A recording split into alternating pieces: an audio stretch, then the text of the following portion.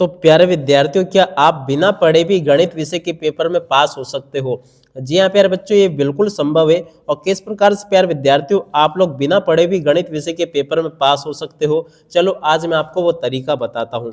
तो देखिएगा प्यारे विद्यार्थियों, खासकर ऐसे बच्चे जिन्होंने गणित में बिल्कुल भी अभी तक नहीं पढ़ा है ना, ये वीडियो केवल उन बच्चों के लिए है कि आप लोगों को मान लेते हैं कि गणित बिल्कुल भी समझ में नहीं आता है। गणित के जो भी छोटे छोटे सवाल होते हैं या फिर बड़े सवाल होते हैं, सारे के सारे सवाल आपके दिमाग के ऊपर से जाते हैं। मास्टर क्लासरूम में क्या पढ़ा रहा है, आपको कुछ भी समझ में नहीं आता है।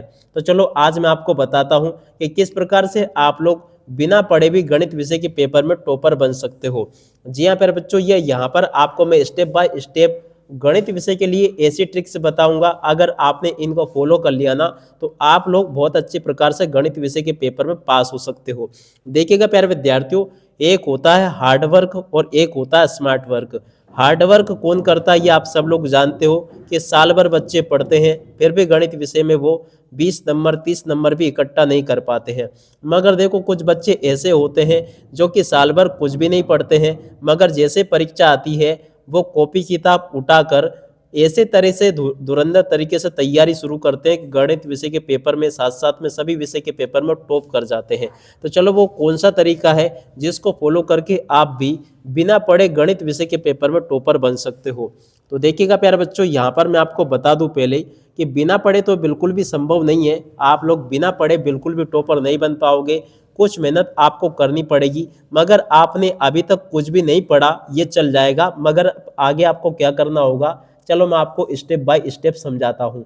मान लेते हैं कि अभी तक आपने कुछ भी नहीं पढ़ा, एक्स वाई जेड गणित विषय का आपको समझ लेते हैं कि का खा गा भी आपको नहीं आता है। अब ऐसे में भी आप लोग बिना पढ़े, अभी तक तो आपने पढ़ाई करी नहीं, मगर अब शुरू कर दो। कैसे शुरू कर दो, चलो मैं आपको बताता हूँ। सबसे पहला जो स्टेप होगा ना आपका, उसमें आपको क्या करना होगा, वस्तुनिष्ठ प्रश्न आपके गणित विषय के जितने भी हैं, कम से कम 100 वस्तुनिष्ठ प्रश्न आप लोग कवर कर लो। 100 में से 30 नंबर के वस्तुनिष्ठ प्रश्न आपके पक्के फंस जाएंगे। इस प्रकार से आपके गणित में 30 नंबर तो पक्के हो जाएंगे, ठीक है।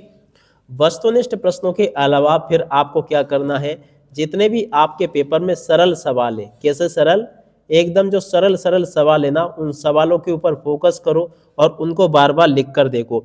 एक बात पहले मैं आपको बता दूं कि अभी तक आपने नहीं पढ़ा वो चल जाएगा, मगर अब आपको पढ़ना पड़ेगा, क्योंकि देखो बोर्ड परीक्षा आ चुकी है। पढ़ना भी पड़ेगा, पढ़ के और परीक्षाओं में लिख कर भी आना पड़ेगा, तभी जाके मास्टर आपको पास करेगा। नहीं तो आप सोचें कि घर पर हम सोते रहे ओढ़कर कंबल और परीक्षक हमें पास कर दे, पेपर देने भी कोई और चला जाए, तो ये तो देखो भैया, ये केवल सपने हैं। सपने देखते रहो, सपने देखने अच्छी बात है, मगर जब रिजल्ट होगा ना, वो आपके पक्ष में नहीं होगा।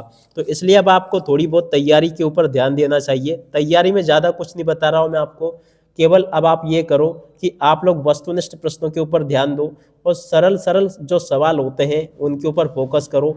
इसके अलावा एक चीज़ और ऐड कर लो कि आपके पास में अगर गणित विषय के मॉडल पेपर है ना, या फिर ओल्ड पेपर है, तो उनको आप लोग हल कर करके देखो। इससे ये होगा कि आपके अंदर कॉन्फिडेंस लेवल बढ़ेगा और आप लोग गणित विषय के पेपर से आपके अंदर से डर निकल जाएगा और आप लोग बहुत अच्छे प्रकार से फिर सवालों को भी हल करना शुरू कर दोगे। एक चीज़ और मैं आपको बता दूं कि गणित विषय के पेपर में जो सबसे ज़्यादा कमी करती है वो होती है समय की। सबसे ज़्यादा गणित विषय के पेपर में जो लंबे लंबे सवाल होते हैं ना, उसमें समय ज़्यादा जाता है। तो इसलिए यहाँ पर समय का प्रबंधन जरूर अच्छे प्रकार से आप लोग करना सीख लेना। अगर आपने समय प्रबंध करना सीख लिया ना, तो गणित विषय के पेपर में आपका बहुत अच्छा पेपर जाने वाला है। तो आप लोग याद करना, यहाँ से सबसे पहले आप लोग अब रोज रोज वस्तुनिष्ठ प्रश्नों को पढ़ना शुरू कर दो।